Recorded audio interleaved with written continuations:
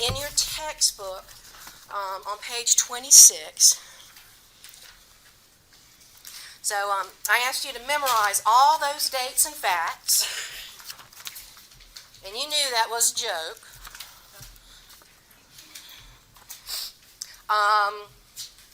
Now, again, since this is an open book, open note test, some of these that I don't stress might be on the test. If you were doing them in person now, under the gun time limit, it's like, no, there's a lot of this stuff on table 2-1 you would never see, because I wouldn't expect you to memorize it. But just be forewarned, if I run out of questions for my pool, I might pull something from the table. But let's look at the things, again, just to reinforce the recorded lecture, the things that are really important for you. All right, so not so much, so again, 1850 is when the first insurance company was issued. That is the kind of question you might see on a national coding exam. Were it not an open book test, I wouldn't care less. But 1850 would be a good year to know, 1850. And it's not 1860, I misspoke on the recorded lecture, it's 1860. In the 1940s, in general, recall that World War II had a major impact on healthcare insurance in America. Now, let me just confirm, you do know your Roman numerals, and if you don't, please don't be embarrassed. Ask, because it will trip you up if you don't know your Roman numerals. So, y'all good? All right. Okay. So, World War II had a major influence because, again, the government froze wages. They froze wages, and employers had to find ways to get the best employees for them. And so, again, someone always figures out a way around the rules, don't they? Someone's always gaming the system. And some bright little human resource person went, health insurance, that's not wages, that's a benefit. We can offer that and the government can't say a word. So World War II, major influence on health insurance in America. World War II also very important because of those GI education benefits. And physicians and nurses, they took advantage of that training too. So because of World War II, we see more and more specialists and more group practices. So cannot understate the importance of World War II. Okay. Now, looking on the next page, again, I do not care that if this was an in-person test, I would not care that 1948 was when the WHO came up with I-9. But in general, from the 1950s row, make sure you know what a deductible, major medical, lifetime maximum, and the related subjects, co-insurance, co-payment, that you know what those terms are. You know what those terms are. Make sure you know the names and the acronyms, the abbreviations of those major government health insurance plans. starting in 1966. So make sure you know the difference between Medicare and Medicaid. You know the difference between CHAMP-US and CHAMP-VA. That you know which one is now TRICARE. And also with Medicare, Type A, Type B, and today we have Type C and D. So Medicare Part A, inpatient coverage. Medicare B, outpatient coverage. Medicare C is, they typically choose an HMO or some other organization like that. It's today called Medicare Advantage. So it's like the HMO for Medicare, Medicare C. And then Medicare D, I'm sure y'all know what Medicare D is for. What is that for? Prescription? Prescriptions. I know that from my stepdad. Huh? I know that from my stepdad. Yeah, so Medicare D is for medications and prescriptions. So make sure you know the major government programs and who do these government programs serve? Who do they serve? Okay. So again, in the mid-1960s is when we got the CPT. So again, in 1973, the HMO Assistance Act, the Health Maintenance Organization Assistance Act. So Medicare has only been, not even been in business 10 years, and they're already hemorrhaging money. And they're looking for ways to save money.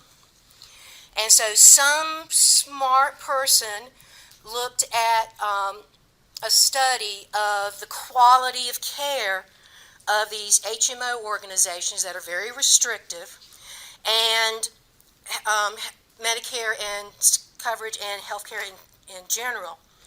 And they came to the conclusion that HMOs save us money without sacrificing quality. That was the plan. That was the plan. So Congress mandated when certain conditions were met, if you were the employer, you had to offer your employees an HMO choice. You had to, if you had, if you met certain qualifications. But again, those of you that listened to the lecture, did after all these HMOs came out, were all physicians really looking out after the patient's well-being? No. Not everybody is in medicine because it's a calling or they wish to serve. Some people are in it for the money. And with them getting bonuses to not let people go to specialists, getting bonuses not to let people be admitted to the hospital, there were some unscrupulous healthcare providers put their vacation to Aruba in front of someone's need to go see a cardiologist because of recurrent chest pain. It's like, oh, no, you don't need to go to a specialist. You just have heartburn. That's all it is. No, you don't need to go. You're just having a panic attack. No, you don't need to go. It's just acid reflux. Don't eat after 7 o'clock at night. So HMOs are good as long as the people that are working for them, as long as the people that are responsible for them don't forget the Hippocratic Oath. Do no harm. The patient's well-being comes first, and money comes second. But we still don't throw all the money at every single person because it's not always needed. I might like to have, well, I'll ask y'all. If you could have any car in the world, and y'all going to holler them all out at the same time. They'll give you different answers. What would you want? Got a Mustang? A BMW? A Jeep? An old car? Maybe a classic? Maybe. Okay, so maybe, and again, a Mustang, kind of a muscle car, GTO. Some of you might want a Cadillac. Want that pink Cadillac going down the highway. And not everybody needs a pink Cadillac to get them from where they need to go. So sometimes that little, what are they, the Prius, the ones that the one person, it looks like one person can barely sit in them, and they might as well be bicycling, it looks like. Those little smart cars. If they'll get the job done without sacrificing quality to the patient, then that is the decision, the option the physician should go for. As long as the patient's getting what they need, the physicians have to balance the patient need and remaining fiscally sound. Because no money, no paychecks for anybody. Okay. Now, looking on, let's see here, 1988, CLIA. CLIA is an important piece of legislation, and that is going to come into play when we look at our procedures. So we'll talk more about a little bit more about CLIA when we get to the procedures. Eventually, you're going to want to know the different sections of the CPT, such as in 1991, the E&M codes. Under 1992, please locate the definition for fee schedule. It's a fee schedule. And we're going to modify the definition in front of it, usual and reasonable payments. We want to rename that UCR. So for this class, let's use the phrase UCR. And anyone can tell me what that stands for? UCR? What do you think the U is? Usual. What do you think the R is? Reasonable. So we got usual, customary, reasonable. So UCR. Okay, so make sure you know those. Usual, customary, reasonable. Usual, customary, reasonable. And what we're going to do in class later in class, looking at the example there on the year 1992, we're going to look at the money side of things. Now, 1996, page 29, very important year. Not only do we have the National Correct Coding Initiative, and again, the federal government did a study, and 30% of the claims were wrong. They either paid too much for, or they actually didn't pay not enough for.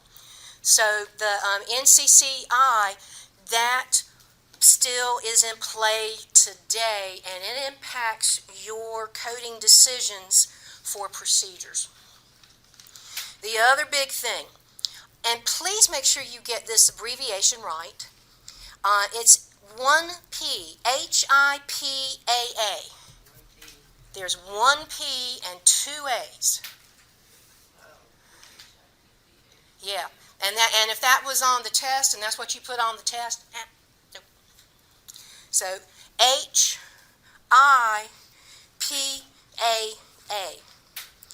And again, the other mistake students make with that very important piece of legislation is,